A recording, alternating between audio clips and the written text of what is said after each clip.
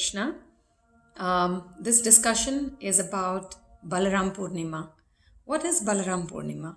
So we all know, you might have heard this name Balarāma, who is the elder brother of Krishna. So this day is the appearance day of Lord Balarāma, who is the elder brother of Krishna. And that is called Balarāma Pūrṇimā. And in this year, 2022, Balarāma Pūrṇimā is falling on the 12th of August. So just quickly to hear and understand and know what mood we should be in on this entire day, let us hear and understand who Lord Balarāma is actually. So Lord Balarāma, as I said already, is the elder brother of Sri Krishna. So he's also called Dauji. And what more about Lord Balarāma? Now, when we say elder brother of Krishna, we might be wondering, how does this work? Is there elder brother for God? How can God have elder brother? So the beauty of Krishna is that when he sees his great devotees, it does not matter to him to accept them as his superiors. So Krishna, just not in one or two incarnations, he eternally considers them his superiors. So Lord Balarāma is literally Krishna's elder brother eternally. And Krishna really loves and respects his elder brother Dauji a lot. Now, how did Balarāma appear in this material world? So, and why did he appear? So basically, after the six children of Devaki that were killed by Kamsa, because Narada Muni had informed Kamsa that the eighth child of Vasudeva and Devaki will kill Kamsa.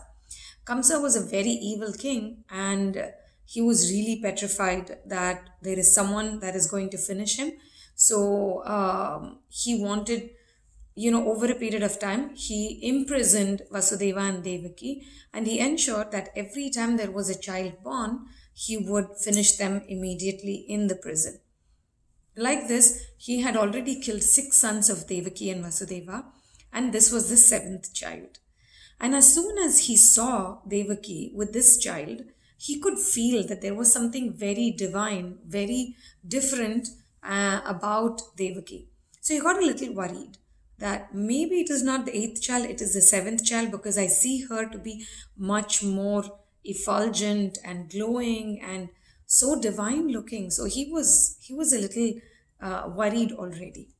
Now in this, even Devaki was able to see herself that she is on a very different state of mind. So now, how does the scriptures explain this to us? Why did Balarāma appear before? So what happens is, let's take for example, imagine a prime minister or a president of a country is visiting another country.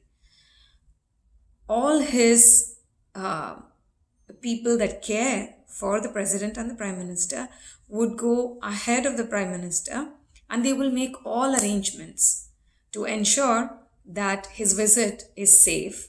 They go before him and arrange everything, right?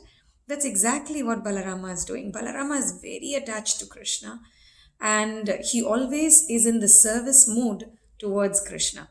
So he wanted to enter the womb of Mother Devaki to cleanse, to make it ready for Krishna to appear. So first, Balarāma gives his mercy anywhere, and then when Balarāma agrees for Krishna to appear, then Krishna appears. So this is why Balarāma first takes the space in Mother Devaki's womb. And then what happens is Krishna wants Balarāma to be present in his pastime. So he requests Yogamaya to please go and attract Balarāma from the womb of Devaki to the womb of Rohini. Who's Rohini now? Rohini, Mother Rohini, is another wife of Vasudeva himself. And she was under the protection of Nanda Maharaj in Gokul. So she was living there, and one night she's sleeping and suddenly she feels like she has a miscarriage in her dream. And she wakes up to see that it was actually a miscarriage. And she was feeling extremely sad about it. But then Yogamaya appears and she tells Mother Rohini not to worry. She said this happened because she is going to draw or pull or attract Lord Balarāma from the womb of Mother Devaki into the womb of Mother Rohini. And because the child was pulled or drawn or attracted from one womb to another, this child is also called Sankarshana. Because in Sanskrit, Sankarshana means to pull or to attract. So once this was done, everybody believed that now Mother Devaki had a miscarriage. And Kamsa also acted with everyone as if he also felt very bad that the child died. Anyway, he was going to kill the child, but he acted with everyone that, oh, that is so sad that you had a miscarriage, my dear sister, because of course Devaki was Kamsa's sister. And this happened. So after this, so Rohini was already 7 months when the child was moved into her womb. And after Balarāma was born, the Kulaguru Gargamuni was brought home to name the child. So at that time, Gargamuni told Rohini that Lord Balarāma was the son of Vasudeva himself. And he named him in different ways. So there's a beautiful verse from the Srimad Bhagavatam which says, Garbha Sankarshana Tamvai Prahu Sankarshanam Bhuvi Rameti Lokaramanat Balabhadram Balochrayat. So what does the shloka mean? Garbha Sankarshana Tamvai. From Garbha, he was attracted to another Garbha. So he says that Prahuhu, he will be called Sankarshanam. So because he was attracted from one womb to the other, the meaning is that, and hence his name will also be Sankarshana. And then he says, Rameti Lokaramanat. And because he will give pleasure to the entire world, Loka Ramanat, Ramana, Rameti iti Ramaha, one who gives pleasure to others. He is Rama. So exactly like that, Loka Ramanat, because he is giving pleasure to the entire world, he will be called Rama. And because Bala Uchrayat, Uchi, because he has very high strength, he will be called Balabhadra. So this is what Gargamuni gave as names to Lord Balarāma. Now after Krishna was born, and then Krishna has also moved to Gokula, and both of them were growing close by in Vrindavana. After that, there were 12 forests of Vrindavana, and one of it was Talavana. So we're going to look at some of the specific pastimes of Lord Balarāma. So one of the Vana forests were Talavana, where tal trees were there.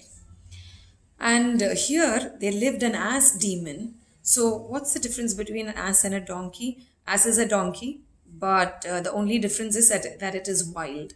So these were untamed donkeys. So they are asses, and they were growing. They had taken over this Talavana, and they were demons. Because of this, although there were beautiful fruits and flowers in that forest, they were unutilized by the people who were living there.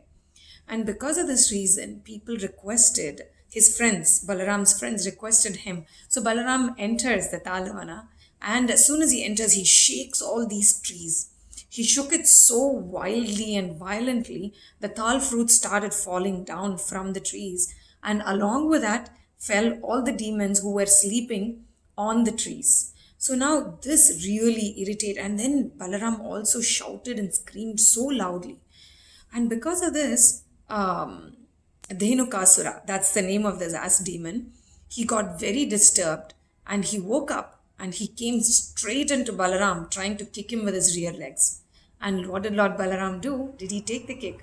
He just caught hold of his rear legs and he whirled him around, and he hit him down on the ground. And one shot, this Dhenukasura was finished. So this gave so much freedom to people, all the people of Vrindavana, to come and enjoy all the fruits and flowers that grew in Talavana. That's how Lord Balarāma finished the asura called Dhenuka. There was another asura called Pralamba. Now, Pralamba, of course, Kamsa was all the time sending someone or the other demon to Vrindavana to finish Krishna. Now, Pralamba came, one of the friends of Kamsa, an Asura again, Pralambasura. He saw that Krishna was too strong, so he thought, let me carry away Balaram and make Kamsa very happy. So then he approached Balaram. So all these boys were playing. The Gopa boys, every day when they go for grazing cows, when the cows are grazing, they would be playing, swimming, and enacting different birds and animals, how they call out, how they cry, and all of that. These were their different games. So as they were playing one day, Pralamba got in amidst this boys, the Gopa boys, and he started playing with them. So his team gets defeated. So the rule is whichever team gets defeated, that team should carry the people from the other team and run a particular distance. So Pralamba's team got defeated. So Pralamba said, I will carry Balaram. So they said, okay. And then he carried Balaram and he started running. And as he was running and running and running, Balaram could find out that he is not running like the other Gopa boys. He was running in a different direction and with a greater speed. So Balaram could sense that this is a demon. So then immediately Balaram became heavier and heavier and heavier till the time Pralamba could no more carry Balaram again anymore. So then that's how he subdued Pralamba and he killed him as well. Now, Krishna glorifies his brother a lot. For Krishna, as I said earlier, Krishna loves and respects his elder brother a lot. He calls him Dauji. And sometimes when Balaram gets very tired of playing with his friends, he would lie down on one of the Gopa boys' lap and Krishna would massage his feet. He would fan him and he would give him loads of other services. That's how Krishna took care of Balaram. So these are some of we understand in this discussion who is Balaramji and what are his different names, who gave him the name, who are his parents, and some little pastimes of Balaram. So this is part 1 on understanding Sri Balaram. So in the next part 2, we will also hear few more pastimes of Balaram and the special point on the mercy of Balaram. How does mercy of Balaram work on us and how should we take advantage of it? Hare Krishna.